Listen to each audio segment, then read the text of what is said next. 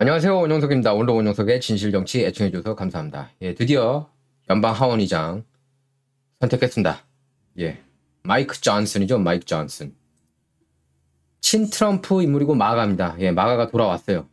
예, 그래서 케빈 머카티 내려앉히고 마이크 존슨을 새 하원의장으로 선출한 것은 공화당 진영한테는 어떻게 보면 이제 그 트럼프 진영한테는 쌍수를 들며 반길 일이라고 할 수가 있겠습니다. 트럼프도 굉장히 좋아하는 것 같아요. 어쨌든 미국 권력 서열 3위인 하원의장 공백 사태로 인한 의회 파행이 22일 만에 마침내 해소됐습니다. 예, 하원은 오늘 본회의를 열어서 다수당인 공화당 소속 4선인 마이크 존슨 의원을 신임 하원의장으로 선출했습니다. 존슨 의장은 하원의장 선출투표에서 재석 의원 429명 가운데 공화당 소속 의원 220명 전원 지지를 받았습니다. 네, 대단한 거예요. 그래서 과반 217표 득표에 성공함으로써 하원의장에 당선됐습니다. 재석한 민주당 의원 209명 전원은 하킴 제프리스 민주당 원내대표에게 투표를 했습니다. 자, 그래서 지난 3일 케빈 머카티 전 하원의장 해임 이후 3주 넘게 지속된 하원의장 공석으로 인한 하원 마비 사태가 종지부를 찍었습니다. 그래서 하원은 당장 조 바이든 대통령이 요청한 이스라엘하고 우크라이나 지원을 위한 긴급 안보 예산을 조속히 심의 처리해야 하는 상황인데요. 그럼 지금 현 예산이 11월 17일까지거든요. 그래서 빨리 해결을 해야 되는 상황입니다. 또 내달 중순이면 임시 예산 기한이 종료되는 만큼 그 이전에 내년 회계연도 예산 문제를 매듭짓지 않으면 연방정부가 셧다운되는 위기에 처할 수가 있습니다. 셧다운은 업무 정지를 얘기하는 거예요. 존슨 의장은 취임 연설에서 이렇게 얘기를 했습니다. 의회에 대한 미국인 신뢰가 위태로운 상황이다. 우리는 이 무너진 신뢰를 재건해야 하는 도전을 앞두고 있다. 우리는 현재 위태로운 시간에 서 있으며 위험에 빠진 세계는 강력한 미국을 필요로 한다. 우리는 자유의 횃불이다. 이렇게 강조했습니다. 또 이스라엘 하마스 전쟁에 대해서도 얘기를 했는데요. 이렇게 얘기를 했어요. 중동에서 우리의 위대한 동맹이 공격받고 있다. 내가 잠시 후 상정할 첫 번째 법안은 이스라엘 지원을 위한 거다. 이러면서 이스라엘 지원안을 첫 안건으로 못 박았습니다. 그러니까 천명한 거예요. 우리는 무조건 이스라엘 편이다.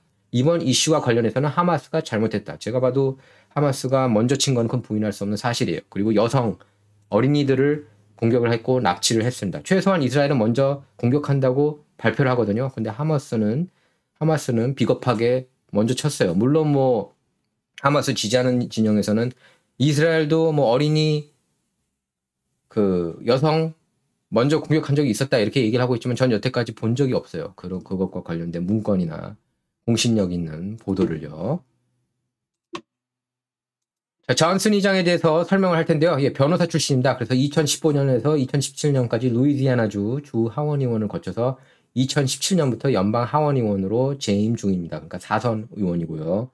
또 굉장히 가장 보수적인 하원의원이라고 할 수가 있겠습니다. 그러니까 맷 게이츠 같은 그런 연방 하원의원 그리고 뭐 프리덤 카커스 맷 게이츠 그리고 뭐 짐 조던 의원 같은 경우에도 전폭적인 지지를 표명했습니다. 예. 저는 개인적으로 여전히 짐 조던을 더 좋아해요. 근데 어쨌든 마이크 존슨 믿을 만한 사람이다. 근데 굉장히 이제 나이스하다 그래요. 그 나이스한 그 성격이 이렇게 공화당 연방 하원의원을 전원을 이렇게 아우를 수 있었다고 봅니다. 그러니까 성격이 굉장히 중요해요. 왜 트럼프를 정책적으로는 지지하지만은 투표하지 않겠다는 사람이 의외로 많이 있거든요. 마이크 존슨은 2020년 선거 결과가 잘못됐다고 믿는 사람입니다. 아마 여러분께서 그 점이 이제 가장 마음에 들 수도 있다고 볼 거예요. 개표 중단은 아직까지도 정말 의문이죠. 어쨌든 막바로 이제 스타 정치인으로 떠올랐어요. 하원의장이기 때문에 이제 넘버 3잖아요. 대통령 다음에 상원의장인 부통령 그리고 부통령 다음에 바로 연방 하원의장이라고 할 수가 있겠습니다. 자, 그래서 트럼프 전 대통령이 재임 중 일부 이슬람 국가 그러니까 테러 위험 국가라고 얘기해야 되죠. 테러 위험 국가들. 메인스트림 미디어가 이제 이슬람 국가라고 그렇게 얘기하고 좀 테러 위험 국가 출신들의 이민을 금지하는 행정명령을 내렸을 때 지지를 표명했습니다. 그러니까 강경 보수예요. 이분은. 그래서 메인스트림 미디어에서는 이제 이분을 또 깔려고 또 난리 칠 겁니다. 그리고 대표적인 친트럼프 의원이라고 할 수가 있겠습니다. 트럼프도 소셜미디어 통해서 이제 쌍수를 두며 반겼는데 이렇게 얘기를 했어요. 나는 이기는 후보 마이크 존슨과 함께 가길 강력하게 제안한다. 이렇게 얘기를 했습니다. 선출 직후에는 이제 이렇게 얘기를 했습니다. 그는 위대한 이정이 될 거다. 축하글까지 남겼고요. 존슨 의원은 2020년 대선을 뒤집는데 앞장선 인물 중에 한 명입니다. 예, 앞장선 인물 중에 한 명이에요. 이걸 뒤집기 위해서. 그리고 낙태, 반대하고 트랜스젠더 무브먼트에도 절대적으로 반대하는 인물이라고 할 수가 있겠습니다. 그러니까 자녀들을 특히 이제 트랜스젠더 무브먼트에 절대적으로 반대를 하겠죠. 예. 그리고 제가 알고 있기로는 동성 결혼도 이제 반대를 하고 있습니다. 뭐 이미 미국에서는 합법화됐지만 앤서니 케네디가 보수 대법관임에도 불구하고 찬성을 했죠. 그래서 공화당 일부 강경파는 지난 3일 연방정부 셧다운을 막기 위해 임시 예산안을 처리한 맥카시 전 의장의 반발에서 해임 의장 해결 결의안을 제출했죠. 맷 게이츠가 이제 주도를 했고요. 여기 민주당 가세에 힘입어서 결국 하원 의장에서 날아갔습니다. 케빈 맥카시가. 그래서 이어서 공화당은 후임 의장 선출에 나서서 첫 번째 하원 의장 후보로 스티브 스컬리스 원내대표를 선출했지만 당내 반대 세력이 많았습니다. 그래서 후보직을 내려놓았고 또 두 번째 후보로 선출된 짐 조던 법사위원장은 세 차례 본회의 표결에도 반대표를 넘어서지 못해서 결국 후보에서 물러났습니다.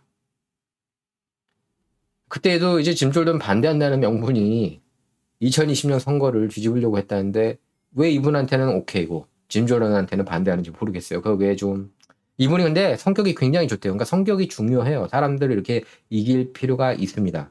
예. 독재자 같은 성격은 힘들어요. 제가 트럼프를 독재자 같은 성격이라고 하는 게 아닙니다. 민주사회에서는 안 통해요. 민주사회에서는 독재자처럼 하다가는 욕만 먹기 십상입니다. 그건 기업들도 마찬가지예요. 물론 추진력은 중요하지만 그냥 괜히 이렇게 독재자를 흉내내서는 안 돼요. 그래서 세 번째 후보였던 톰 에머 원내 수석 대표도 당내 초강경파 20여 명 반대를 극복하지 못해서 본회의에서 선출 투표 시도조차 하지 못한 채 후보 선출 4시간 만에 사퇴를 했습니다. 그리고 톰 에머는 트럼프 약간 안티 트럼프 성향이죠. 그래서 안 된 거예요. 왜냐? 공화당은 지금 트럼프가 사실상 접수했다고 봐도 과언이 아니에요. 이런 인물들이 바로 하원의장 당선되는 걸 보면 친 트럼프면서 나이스하면 통하는 그런 세상이라고 할 수가 있겠습니다. 공화당 세상을 보면요. 트럼프 연방 하원의장 원하는 사람도 있었지만 트럼프는 처음부터 불가능했습니다. 왜냐하면 그 현재 공화당 기득권에서는 반대하는 진영이 있기 때문에 힘들어요. 예. 마이크 존슨 아주 탁월한 선택이라고 봅니다. 자, 미국에 또 총기 난사 사건이 일어났습니다. 예, 총기 항상 논란이죠. 하지만 수정헌법 2조 사라지는 일은 없을 거예요. 예, 메인주 루이스턴에서 총기 난사가 발생했습니다. 최소 22명이 사망했대요. 루이스턴 소재 레스토랑, 볼링장, 월마트 이런 공공장소에서 여러 건의 총기 난사가 발생해서 현재까지 22명이 숨지고 60명이 부상을 입었습니다.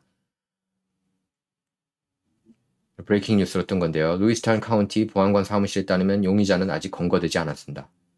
공개된 폐쇄회로 장면에 따르면 남성으로 추정되는 용의자가 고성능 돌격 소총을 겨누고 있는데요. 당국은 모든 사업체를 폐쇄하거나 폐쇄하도록 권장하고 있다면서 주민들은 집 밖으로 나오지 말라고 했습니다. 육군 예비군 로버트 칼드라는 용의자예요. 40살이라고 합니다. 지금 22명 사망했지만 부상자는 50명에서 60명에 이른다고 합니다. 자, 그리고 여러분 문화 충격 애청해 주시기 바라고요. 유튜브에서 이제 문화 충격 치면 이렇게 구독을 하실 수가 있습니다. 제 원영석의 진실정치도 잘 안 보인다는 분이 계시는데 제 이름 치면은 나옵니다. 원영석의 진실정치 쳐도 나오고요. 또 보수 유튜버 엠킴 11월 11일 코엑스 아디토리움에서 행사를 갔습니다. 예. 많은 참여 부탁드리겠습니다. 예, buildupkorea.org예요. 웹사이트가. 자, 이번 방송은 여기서 마치도록 하겠습니다. 예, 진정은 좌와 우를 말하는 시간이 아닙니다. 옳고 그름을 논하는 시간입니다. Not about left or right, all about right or wrong. 감사합니다.